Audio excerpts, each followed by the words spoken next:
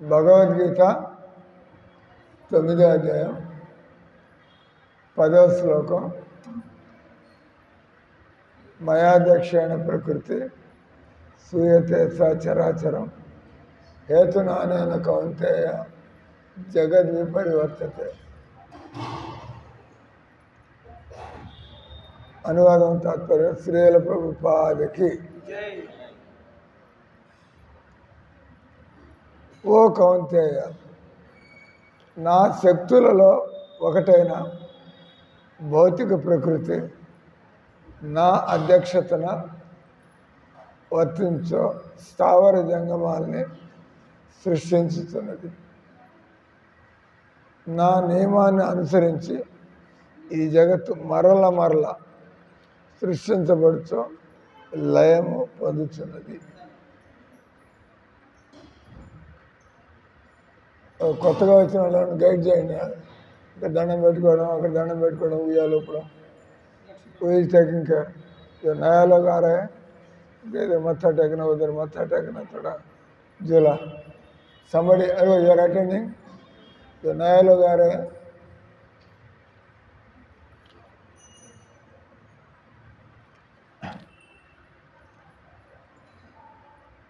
నిలబడండి, కూర్చోండి.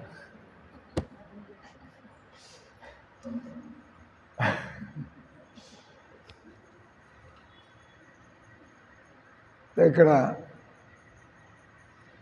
భగవంతుడు చెబుతున్నటువంటి విషయాలు ఈ శ్లోకంలో, నా శక్తులలో ఒకటైన భౌతిక ప్రకృతి అంటే భగవంతుడికి అంతులేని శక్తులు, కానీ వాటిని 3 కేటగిరీలు. ఉదాహరణకి ఆడవాళ్ళు మగాళ్ళు అందరి మొహాలు వేరువేరుగా ఉంటాయి అనే కదా. కానీ స్థూలంగా చెప్పడానికి ఆడవాళ్ళు మగవాళ్ళు, కానీ ఆడవాళ్ళు అంటే ఒక్కొక్కరికి ఒక్కొక్క రకం. అట్లా భగవంతుడి శక్తులు అంతు లేకుండా ఉంటాయి. కానీ అంతే అమెరికా ఆడవాళ్ళు, రష్యా ఆడవాళ్ళు, పాకిస్తాన్ ఆడవాళ్ళు, చైనా ఆడవాళ్ళు అంత ఉంటాయి. కానీ అట్లా చెప్పుకుంటూ పోతే చాలానే ఉంటాయి. కానీ స్థూలంగా అంటారు ఆడవాళ్ళు మగవాళ్ళు పిల్లలు ముసలాళ్ళు ఇట్లా మాట్లాడతాం. అట్లా వాళ్ళు ఆంధ్ర ఆడవాళ్ళు, పంజాబ్ ఆడవాళ్ళు ఇట్లా రకాలు పోతూ ఉంటాయి. మీరు ఇక్కడ ఆడవాళ్ళు కూర్చున్నారు కాబట్టి ఆ ఉదాహరణ ఇస్తున్నాను, ఆ ఉదాహరణ అర్థం కావడానికి. అంటే భగవంతుడి శక్తులు అంతులేనటువంటి శక్తులు, కానీ మనకి మన మానవ బుద్ధికి కొంత అర్థం అవడానికి మూలంగా భగవంతుడికి 3 కేటగిరీలు అనొచ్చు. 3 శక్తులు కాదు, 3 కేటగిరీలు. దాన్ని ఏమంటారు? ఇక్కడ చెప్పినట్టుగా ఒకటి వచ్చి భౌతిక ప్రకృతి, 3 ఉండాలి అట్లా. ఒకటేది భౌతిక ప్రకృతి, రెండోది వచ్చి ఆధ్యాత్మిక ప్రకృతి, మూడోది వచ్చి తటస్థ ప్రకృతి. ఇలాగా ఈ పిల్లులు, కుక్కలు, మనుషులు, దోమలు, బల్లులు ఇవన్నీ ఏ కేటగిరీలోకి వస్తాయి చెప్పండి, అంత ఆలోచిస్తాను. తటస్థ శక్తి. తటస్థ అంటే ఆత్మ ఉంది, శరీరం ఉంది కదా. మీకు తలకాయ ఊపుతున్నారంటే ఆత్మ ఉన్నట్టు లెక్క. ఈ శరీరం ఎట్లా కనబడుతుంది, అందరికి కనబడుతుంది. కాబట్టి మీరు భగవంతుడి శక్తులు ఏ కేటగిరీకి వస్తారో, ఎందుకు అట్లా, ఎందుకు తటస్తారు? ఎందుకంటే శరీరం ప్రకృతి, జడ ప్రకృతి, ఆత్మ ఆధ్యాత్మిక ప్రకృతి 2 ఉన్నాయి కాబట్టి దాన్ని తటస్థ ప్రకృతి. దాన్ని ఇంగ్లీష్ శబ్దాల్లో superior energy, inferior energy, marginal energy. ఈ మార్జినల్ ఎనర్జీ అనే శబ్దం వాడడంలో మనం తటస్థ, మార్జినల్. తటస్థ అంటే చెప్పాము మనం ఆధ్యాత్మికమా భౌతికమా, శరీరం భౌతికము, ఆత్మ ఆధ్యాత్మికం. కాబట్టి తటస్థం 2 ఉన్నాయి. ఇంగ్లీష్లో వాడేప్పుడు కూడా ఇంకో చక్కటి అర్థాన్ని ఇచ్చే విధంగా మార్జినల్ అన్నారు. మార్జినల్ అంటే సముద్రానికి లోపల నీళ్లు ఉన్నాయి, బయట ఇసుక ఉంది. కానీ ఆ మధ్యలో ఉండే ప్రాంతం అది అక్కడ నీళ్ళు వస్తూ ఉంటాయి కదా, అటు అటు కాదు ఇటు కాదు మధ్యలో. అప్పుడప్పుడు నీళ్ళు రాకపోతే పొడిగా ఉంటుంది, నీళ్ళు వచ్చాయంటే ఎవరు చూస్తున్నారు, ఏమైనా పంచిపెడుతున్నారా అండి, పంచిపెడుతున్నారా గమని ఎవటంటే ఇట్లా ఎవడట చేస్తే మీకే అక్కడ. అంటే మార్జినల్ ఎనర్జీ. జీవులు భగవంతుడి యొక్క మార్జినల్ ఎనర్జీ. మార్జినల్ ఎనర్జీ అంటే మనము కావాలంటే కుక్కలు పిల్లలాగా బతకచ్చు, లేదా మనం భక్తుల్లాగా బతకచ్చు. ఆయన కూడా ప్రభుపాద ఒకటి పుట్టాడు, ఆయనే భక్తుడు, మనంతా యదవలం చోటలం. ఆయన కూడా భగవంతుడి యొక్క మార్జినల్ ఎనర్జీ. కానీ ఆయన డిసైడ్ చేసుకున్నాడు, నేను భగవంతుడి సేవలో ఉండాలా. దాన్ని ఏమన్నాడు ఆయన, భగవంతుడి నేను ఇంటర్నల్ ఎనర్జీ లేదా స్పిరిచువల్ ఎనర్జీలో నేను పనిచేయాలా. మనం అంతా డిసైడ్ చేసుకున్నాం, ఆ భగవంతుడు ఏని ఎవడు చూశాడు అది అంతా ఏంది మనకై. మేము మామూలుగా మా పిల్లలు, పెళ్ళాం బిడ్డలు, మా కుటుంబం, మా బిల్డింగులు, మా పనులు, మనం డిసైడ్ చేసుకున్నాం నేను భగవంతుడి యొక్క భౌతిక ప్రకృతికి బానిసనై బతుకుతాను. I want to be a slave to the material energy of the Lord. నేను భగవంతుడి యొక్క మాయాశక్తికి వశమై. ప్రభుపాద ఏం డిసైడ్ చేసుకున్నాడు, నేను భగవంతుడి యొక్క దివ్యశక్తికి నేను లోనే పనిచేస్తాను. భగవంతుడి మాయాశక్తి, దివ్యశక్తి. భగవంతుడు మనకు భగవద్గీతలో నేర్పిస్తున్నది ఏంటి, ఆయన చెబుతున్నాడు కదా, ఒకటి వచ్చి ఇదే అధ్యాయంలో శ్లోకం వస్తుంది. ఆయన చెబుతాడు, మహాత్మానస్సు మాం పార్థ దైవీ ప్రకృతి. ఎవరైతే బుద్ధిమంతులో, ఎవరైతే సంస్కార సభ్యత ఉన్నవాళ్ళో, ఎవరైతే అనుభవం ఉన్నవాళ్ళో, అటువంటి వాళ్ళు ఏం డిసైడ్ చేసుకుంటారగా, నేను భగవంతుడిని వదిలి బతికితే నేను నాశనం అవుతాను, నేను కష్టాల పాలవుతాను, నేను చావు పుట్టుకల్లో నేను కొట్టుకొని పోతాను. కాబట్టి నేను భగవంతుడి శరణలో ఉండాలి. మహాత్ములు అలాంటి నిర్ణయాలు తీసుకుంటారు. అంటే మామూలుగా ఉండేటువంటి వ్యక్తులు ఎవరు కూడా ఆ నిర్ణయాలు తీసుకోవట్లేదు. ప్రభుపాద ఆయన దేవుడి సేవలో ఉండాలని నిర్ణయం తీసుకున్నాడు. ఆయన పుస్తకాలు చదివి మనం కూడా కరెక్ట్, నేను కూడా భగవంతుడి సేవలో ఉండాలి. మహాత్మానస్సు మాం పార్థ దైవీం ప్రకృతి మాస్థిత. మామూలు వ్యక్తులంతా దుర్గాదేవి కాళ్ళ కింద పడి బతుకుతూ ఉంటారు. భక్తులు రాధారాణి చరణాలని ఆశ్రయించి, మనం ఎవరో ఒకరి కింద పడి ఉండాల్సి, మాయాదేవికి లోబడి బతకాల, మనం రాధారాణికి లోబడి బతకాల. మనకి తెలియాలి కదా, మామూలుగా తెలియని వాళ్ళంతా దుర్గాదేవికి లోబడి బతుకుతూనే ఉన్నారు. తెలిసినటువంటి వాళ్ళు నేను ఈ విధంగా దుఃఖాల పాలు కావాల్సిన అవసరం లేదు, నేను రాధారాణి సేవ అలవాటు చేసుకున్నట్లయితే నేను కూడా కృష్ణుడి సేవల్లో ఉంటాను. నేను కృష్ణుడి సేవల్లో ఉంటే నేను ఈ ముసలితనం, రోగం, చావు, నేను ఈ పాపపు జీవితం, తర్వాత ఈ తాత్కాలికమైనటువంటి సుఖాలు, వీటి నుంచి కట్టుకున్నాడు. ఓ కౌంతేయ, నా శక్తులలో ఒకటైన భౌతిక ప్రకృతి.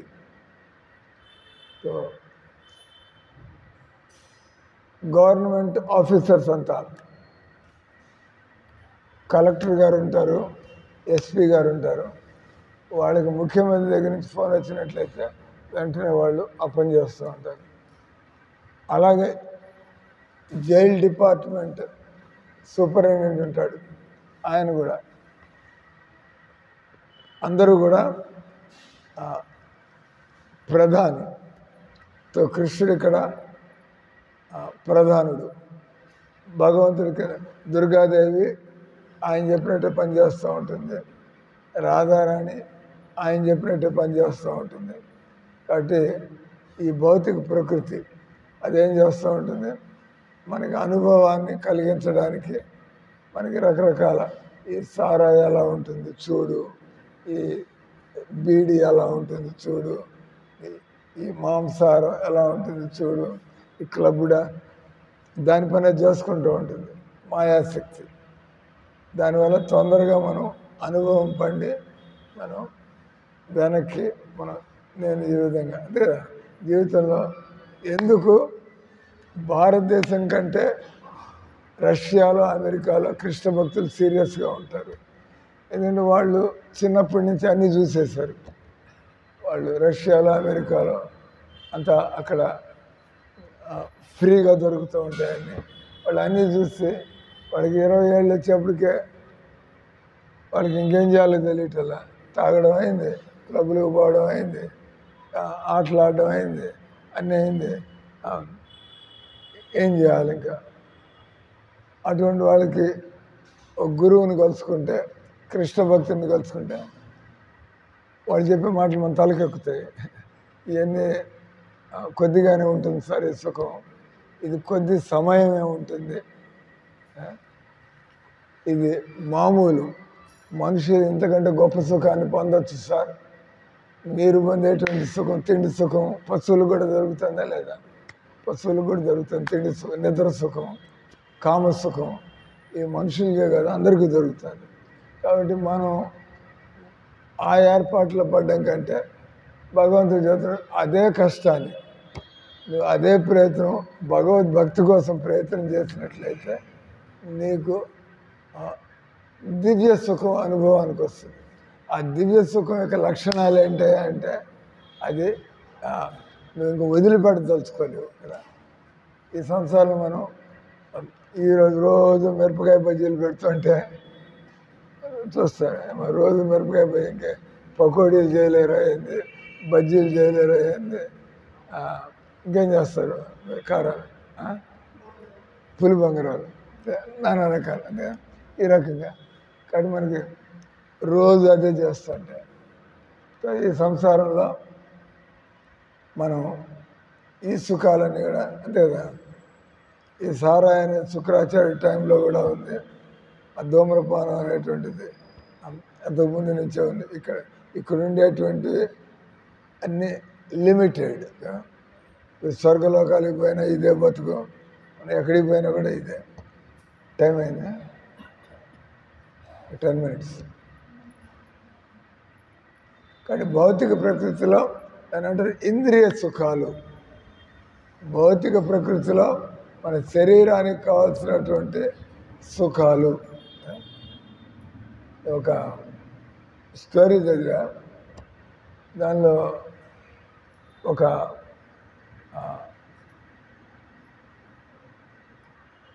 వైష్ణవుడు ఒక రాజుగారిని కలుసుకుంటాడు. రాజుగారిని కలుసుకుంటే అడుగుతారు, మీరు నా మోహన్ చూసి మీరు చెప్పండి సార్, నాకు నా భవిష్యత్తు ఎలా ఉండబోతుంది అంటే ఆయన చెప్పాడు, నీకు భవిష్యత్తులో నీకు మంచి జరగబోతుంది, చెడు జరగబోతుంది, ముందర నువ్వు ఏది వినదలుచుకున్నావు. మామూలుగా జనాలంతా ఏమేమి తలుచుకుంటారు. ఆయన అన్నాడు, ముందర మీరు చెడేది చెప్పేయండి సార్, అది పోయిన తర్వాత మంచి ఏం జరుగుతుందో అంటే ఆయన అన్నాడు, నువ్వు చస్తావయ్యా, నువ్వు 4 రోజుల్లో చావబోతున్నాడు. ఇది దట్ ఈస్ బ్యాడ్ న్యూస్. ఆ తర్వాత అన్నాడు, చచ్చిన తర్వాత నువ్వు స్వర్గానికి పోతావా, ఇక్కడ రాజుగా ఉండడం కంటే కూడా చచ్చిన తర్వాత స్వర్గానికి పోతావు, నువ్వు గుడ్ న్యూస్. అంటే ఇక్కడికంటే కూడా అక్కడ ఇంకా సుఖాలు పొందుతావు. Bad news is you're going to die, good news is చచ్చిన తర్వాత స్వర్గానికి పోతావు, గుడ్ న్యూస్. అంటే నరకానికి పోతే బ్యాడ్ న్యూస్. తర్వాత అన్నాడు ఆయన, మళ్ళీ బ్యాడ్ న్యూస్ అని అన్నాడు, స్వర్గానికి పోతే అక్కడ కూడా నీకు దోమలు పెడుతుంటుంది. అంటే ఈ ప్రపంచంలో ఎక్కడైనా కూడా మనకి ఏదో పెడుతుంటారండి, అక్కడికి పోతే ఈ పెడుతుంటుంది. కానీ అక్కడికి ఉంటుంది, స్వర్గానికి పోయినా కూడా నీకు మంచి మంచి బిల్డింగ్లు ఉండొచ్చు, మంచి మంచి భోజనాలు ఉండొచ్చు, కానీ ఇబ్బందులు కూడా ఉంటూ ఉంటాయి. అంటే ఇబ్బందులు కూడా ఉంటాయి. Bad news. అంటే స్వర్గానికి పోతే అంత ఎప్పుడు సుఖం అనుకోమాక, అది అడిగి పోయినా కూడా తలనొప్పులు ఉంటాయి. కాబట్టి మనం స్వర్గానికి పోవడానికి కూడా మనం ప్లాన్ వేయకూడదు. అని బ్యాడ్ న్యూస్ ఇది అక్కడికి పోయినా కూడా నిన్ను అది ఇవి నిన్ను ఇబ్బంది పెడుతూనే ఉంటాయి. గుడ్ న్యూస్ దాన్ని తప్పించుకోవడానికి నువ్వు దోతలు కట్టుకోవచ్చు. అంటే దోతలు కట్టుకుంటే 4-8 దోతలు కట్టుకుంటే దోమలు పెడతా, దోమలు బయట వాళ్ళతో ఉంటే లోపల ప్రశాంతంగా నిద్రపోవచ్చు. అని నీకు స్వర్గంలో కూడా దోతలు కట్టుకుని పండుకోవచ్చు. మళ్ళీ నెక్స్ట్ తర్వాత అంత సుఖంగా ఉంటానే దోత కనీసం అంటే బ్యాడ్ ఆ దోతలో ఇంకో పెద్ద చిల్లు ఉంది, దాని నుంచి మళ్ళీ దోమలు వస్తూ ఉంటాయి. దానికి అది బ్యాడ్ న్యూస్. తర్వాత అంటే గుడ్ న్యూస్, అక్కడ కుట్టుకోవచ్చు, నువ్వు దోతలు అక్కడ కూడా కుట్టుకోవచ్చు. దానికి ఏం కావాలా? సూది కావాలి. తర్వాత ఆయన అంటాడు bad news is good news is సూదితో కుట్టుకోవచ్చు. బ్యాడ్ న్యూస్ ఇక్కడి నుంచి నువ్వు సూది పట్టుకుపోవాలి. వీలవుతుందా? చచ్చేప్పుడు నువ్వు సూది పట్టుకుపోతే స్వర్గంలో నీకుంటే దోమలు పెడితే పోతుంది. అదట్టు వీలవుతుంది సార్. అంటే అది నేను అర్థమైనా ఈ సంవత్సరంలో ఎక్కడున్నా కూడా నీకు ఏదో తలనొప్పి. అదే మీరు సూది పట్టుకుపోతే అక్కడ దోత రిపేర్ చేసుకోవచ్చు. కానీ సూది ఎట్లా పట్టుకుపోతాం? మన శరీరం ఇక్కడ వదిలిపెడుతుంటే మనం ఇక్కడి నుంచి సూది ఎలా పట్టుకుపోతాం. కాబట్టి ఆయన చెప్పదలుచుకునేది నువ్వు నాకు ఎట్లా ఉంటుంది సార్ భవిష్యత్తు, ఇట్లాంటి తుష్యమైనటువంటి ప్లాన్ అని పక్కన పెట్టవా. ఇక్కడ చెబుతున్నట్టుగా మనం భగవంతుడి యొక్క దివ్య ప్రకృతి మహాత్మానస్తు మాం పార్థ దైవీం ప్రకృతి ఆశ్రిత. మానవ జీవితంలో పరమ బుద్ధిమంతుడైనటువంటి వాడు నేను దేవుడి సహాయం లేకుండా, నేను దేవుడి ఆశ్రయం లేకుండా నేను నిత్యము దేవుడిని మరిచిపోతూ ఉంటే నేను తప్పులే చేస్తూ ఉంటాను. కాబట్టి ఇక్కడ భగవంతుడు ఏమన్నాడు, ఇక్కడ నా శక్తులలో ఒకటైన భౌతిక ప్రకృతి నా అధ్యక్షణ. ఈ ప్రపంచంలో సునామీలు వస్తున్నా, యుద్ధాలు జరుగుతున్నా, మనం మోసాలు, అన్యాయాలు, రోగాలు ఒకటి కాదు, మనకి తలకాయ తిరిగిపోతుంది. ఎక్కడ ఈ ప్రపంచంలో మనకి మనశ్శాంతి అనేది ఉంటుంది. భగవంతుడు ఇదంతా కూడా నా అధ్యక్షత. అంటే భగవంతుడు మనం ప్లాన్లు వేసుకుంటూ ఉంటాం, ఇట్లా కాకపోతే ఇట్లా సుఖపడాలి, ఇది కాకపోతే ఇట్లా చేద్దాం, ఇట్లా చేద్దాం, ఇట్లా చేద్దాం. కానీ భగవంతుడు వాటి మీద మట్టి పారేస్తూ ఉంటాడు. ఎందుకయ్యా అంటే ఉదాహరణిస్తాడు. అసలు ప్రభుపాద మాయాపూర్లో ఆయన 4వ అంతస్తుల పైన కూర్చున్నాడు. తన రూమ్లో కూర్చుంటే అక్కడ ఎక్కడైతే బొక్కలు ఉంటాయో పిచ్చుకలు అక్కడ గుళ్ళు కట్టుకోవడానికి వస్తాయి. పిచ్చుకలు వస్తాయి, గుళ్ళు కట్టుకోవాలని బయట నుంచి గడ్డి పొలాలు ఇవన్నీ తెస్తూ ఉంటాయి. వాటికుండేది అట్లాంటి మొక్కు, జారిపోతూ ఉంటే పడిపోతూ ఉంటాయి, ఎత్తుకుంటూ ఉంటే ఇంకా పడుతూ ఉంటాయి, మళ్ళీ తెస్తూ ఉంటాయి. దాని తలకాయట పని చేస్తాం అంటే కింద గడ్డి అందరూ చూస్తూ ఉంటారు. నేను కురుక్షేత్రంలో ఉన్నప్పుడు కూడా ఆడ గుమ్మం మీద అక్కడ బొక్క ఉంటే అవి రోజు గడ్డి నేను తీస్తూ ఉండి మళ్ళీ వస్తూ ఉంటాను. అవి పట్టు వదలకుండా ప్రయత్నం చేస్తుండే. ఏదో రకంగా బోధ పిల్లలు కానాల్సింది గుడ్లు పెట్టాలేమో, దాని తాపత్రయం దాన్ని ఇల్లు కట్టుకోతే గుడ్లు ఎక్కడ పెడతాయి చేస్తే కింద పడుతుంటే రాత్రి బయలు పని చేస్తూ ఉంటాయి. మనం ఏం చేస్తాం, ఈ న్యూసెన్స్ అది గూడు పెట్టడానికి వచ్చి రోజు నేను గూడు కాస్త పీకి బయట పారేసి ఆ బొక్కని మనం ఏ ఇటుకతోనో ఏ థర్మోకాల్తోనో మూసేస్తాం. దానివల్ల పిచ్చికి అక్కడికి వస్తుంది. మళ్ళీ ఇంకా అది నిలబడడానికి ప్లేస్ ఉంది, ఇంకో చోటికి పోతుంది కదా. ఈ రకంగా ప్రభుపాద చెప్పాడు, ప్రతి మనిషి కూడా ఈ సంసారంలో ఏదేదో ఏర్పాట్లు చేసుకుంటూ ఉంటాడు. భగవంతుడు అంత కూడా తోసి పారేస్తూ ఉంటాడు. ఎందుకంటే భగవంతుడు మనం ఇక్కడ బతకడం ఆయనకి ఇష్టం లేదు. భగవంతుడికి మనం ఇక్కడ బతకడం ఇష్టం లేదు. ఎందుకంటే భగవంతుడు వీళ్ళంతా నాతో ఉండి వీళ్ళు దివ్య సుఖాలని ఎందుకు అనుభవించరు? నా దగ్గర ఉంటే అంతా కూడా బ్రహ్మాండంగా ఉంటుంది, కానీ వీళ్ళు తుంటరి వాళ్ళే చిలిపి చేష్టలు చేస్తూ మూర్ఖులాగా వీళ్ళు నాకు దూరంగా ఎందుకు ఉండాలనుకున్నారు. కానీ భగవంతుడు బలవంతంగా లాక్కుపోలేడు. కానీ ఆయన ఇండైరెక్ట్గా మనం చేసే దానిలో అంతా కూడా మనం ఇప్పుడు అదే మేము ఈ ఫ్యాన్ పెట్టి ఎన్నాళ్ళైంది, నెలన్నర అవుతుంది, బాగానే పనిచేస్తుంది ఈ ఫ్యాన్. అనుకుని రేపు బలరాం జయంతి, మొదటి పెద్ద పండగ బలరాం జయంతి రాబోతుంది. చక్కగా అందరు చూస్తారు ఈ ఫ్యాన్ ఎట్లా కాలేదు. ఈరోజు నిన్న ఈరోజు పొద్దున ఊరుములు మెరుపులు వచ్చి అని స్టార్ట్ అయింది. ఇది ₹1,00,000 పెట్టుకున్నాను ఈ ఫ్యాన్. 4,000 పెట్టి దీనిగాను ఇది బంద్ చేస్తుంది 10 ఏళ్ళ నుంచి. ఇది కొని 2 నెలలు కాలేదు, ₹1,00,000 ఫ్యాను. దాన్ని ఎవడు ఇక్కడ ఉన్నాడు, ఎవడు రిపేర్ చేయలేడు. నేను హైదరాబాద్ ఫోన్ చేస్తే మీ పరుగు పోతుంది, మాకు ఇబ్బంది, మీ పరుగు పోతుంది, ₹1,00,000 ఫ్యాన్ పెట్టారు. జనాలంతా వచ్చి ఏంది ఫ్యాన్ ₹1,00,000 ఫ్యాన్ పెట్టి పని చేయకుండా ఉంటే మీరు ఏ విధంగా మీరు లాభాన్ని పొందారు? హరే కృష్ణ హరే కృష్ణ అని చెప్పి ఆయన అన్నాడు, మీరు వెంటనే కొద్దిగా ఏమైనా చేయాల్సింది ఏం చేయాలో చెప్పండి అంటే ఇటంతా కాకూడదు వస్తుంది, అంత కాస్ట్లీ ఫ్యాన్ అయితే అక్కడే టిప్ అయిపోవాలి. అది ఇక్కడ నేను లేని రూమ్లో ఇక్కడ వీళ్ళెవరో మాతాజీ గారు వచ్చి సింహాచల్ వాళ్ళ సాతి వచ్చి వీళ్ళు ఇక్కడ కూర్చున్నాను పొద్దున్న వచ్చి ఫ్యాన్లో నుంచి శబ్దం వచ్చి స్పార్క్ కనపడాను అని అట్లా రాకూడదు, అక్కడే ఆగాలి అది అని చెప్పి అక్కడ అంటే అది వారంటీలో ఉంది. ఎందుకంటే ఇంక సంవత్సరం కూడా కాల, దీనికి వాళ్ళు 5 ఏళ్ళు వారంటీ ఇచ్చారు.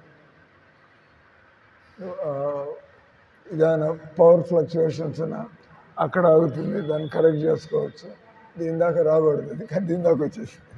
So this is called material life. ఈ సంసారంలో మనం దాని అంటారు టైటానిక్ డిజాస్టర్. ఎన్నో సంవత్సరాల క్రితం ఏదైతే పెద్ద ప్రమాదం దాని అంటే టైటానిక్ డిజాస్టర్ అంటారు. టైటానిక్ డిజాస్టర్ అంటే ఈ ఫారినర్స్ అంతా కలిసి ఏం చేశారు, ఈ బ్రిటిషర్స్ వీళ్ళంతా ఈ ఓడలని సముద్రాన్ని అలలకి తట్టుకోలేకుండా అటు ఇటు ఏదో యాక్సిడెంట్లు అవుతున్నాయి.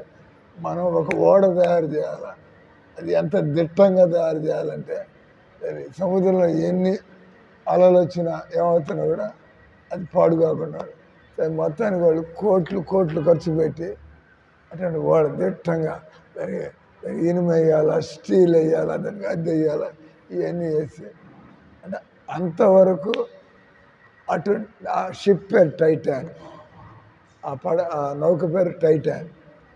మొత్తానికి అప్పుడు దాకా ఎవరు చేయనటువంటి ఒక ఓడను తయారు చేసి పెద్ద ఎత్తున పబ్లిసిటీ ఇచ్చారు. ఇది ఇంకా మీరు సముద్రంలో ఆనందంగా తిరుగుతూ ఉండొచ్చు, ఎలాంటి అలలు కూడా ఏం చేసే టైం అయిపోయింది అభ్యాసం ఎలాంటి ఇది. కాబట్టి దీనికి కాస్ట్ కూడా ఇట్లా ఉంది. బాగా డబ్బు ఉన్న వాళ్ళంతా ఇంగ్లాండ్లో డబ్బు ఉన్న వాళ్ళంతా ఎగబడి ఎంత హోదా ఉంది కాబట్టి నాకు ఆ ఓడలో నాలాంటి డబ్బున్న వాడే ప్రయాణం చేస్తాను. ఈ డబ్బున్న వాళ్ళంతా ఎక్కారు. అది మొదటి ప్రయాణంలో ఏదో 10 ఏళ్ళ తర్వాత ఒకసారి యాక్సిడెంట్ కాదు, అది మొదటి ప్రయాణంలో తప్పని మునిగిపోయింది. అందరితో వచ్చారు. ఆ డబ్బు ఉన్నటువంటి 400-500 మంది కోటీశ్వరులు దానిలో ప్రయాణం చేస్తున్నారు. తప్పని తెచ్చారు, ఒకటి బతకలేదు దాన్ని. అంత బరువు ఉండేవాడ అయ్యో మునిగిపోయింది, తేలకూడదు వాళ్ళది. అయితే ఎన్నో ఏళ్ళు పట్టింది దాన్ని వెతకడానికి కిందకి పోయి. కాబట్టి ఇక్కడ చెప్పేది ఆ భగవంతుడు ఈ భౌతిక జగత్తుని మనకి సంసారం అంటే విసుగు పుట్టడానికి, మనకి విరక్తి కలగడానికి, మనకి నాకొద్దు బాబో ఈ సంసారం అనడానికి భగవంతుడు ఏర్పాటు చేశాడు. హరే కృష్ణ హరే కృష్ణ కృష్ణ కృష్ణ హరే హరే హరే రామ హరే రామ రామ రామ హరే హరే. గ్రంథ